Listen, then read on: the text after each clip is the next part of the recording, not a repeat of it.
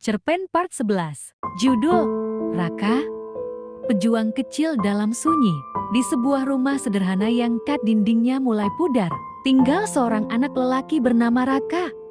Usianya baru 15 tahun, namun hidup telah mendewasakannya lebih cepat dari waktu.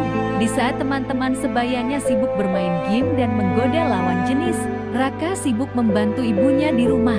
Bukan karena terpaksa, tapi karena ia tahu betul bagaimana kerasnya kehidupan yang mereka jalani.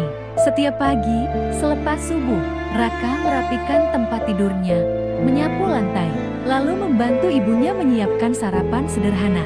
Jika ibunya kelelahan, Raka yang menggoreng tempe atau merebus air untuk kopi ayah. Tak jarang ia mengepel lantai atau mencuci baju seragamnya sendiri agar ibunya bisa beristirahat sedikit lebih lama. Ia tak pernah mengeluh. Ia mengerti kasih sayang tak hanya ditunjukkan dengan kata-kata manis, tapi dengan tindakan kecil yang dilakukan setiap hari.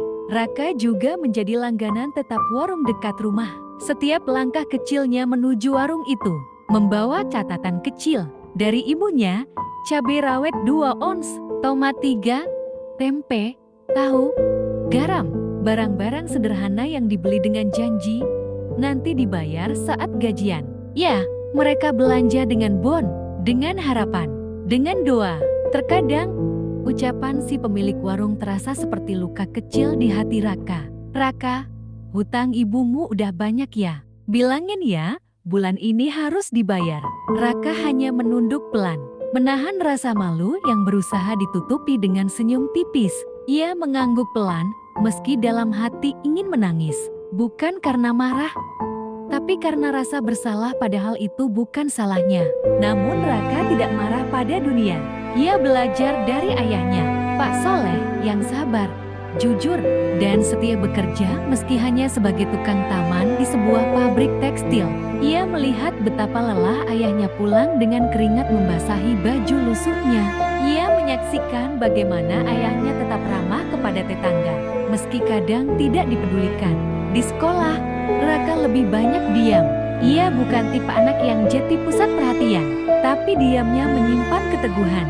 Ia tidak banyak bicara soal mimpinya, tapi dalam hati kecilnya, ia berjanji akan mengubah hidup keluarganya suatu hari nanti. Ia akan membuktikan bahwa anak dari keluarga pas-pasan bisa jadi seseorang yang membanggakan, asal tidak menyerah. Dan meskipun hatinya sempat bergetar pada nama-nama seperti Mair atau Susanti Anggun, gadis-gadis cantik di sekolahnya, ia selalu mengingatkan diri sendiri, aku belum pantas, aku belum bisa memberi apa-apa. Maka ia memilih diam, bukan karena tak punya rasa, tapi karena cinta juga bisa diungkapkan lewat pengorbanan dan menahan diri. Raka bukan sekadar anak SMP biasa. Ia adalah gambaran ketulusan yang tumbuh di tengah keterbatasan. Seorang anak yang mengerti arti tanggung jawab sebelum banyak orang seusianya tahu makna kedewasaan. Raka adalah doa yang berjalan, harapan yang tak pernah putus, dan bukti bahwa kemiskinan tidak pernah bisa menghalangi kemuliaan hati. Subscribe to my channel. Subscribe to my channel. Subscribe to my channel.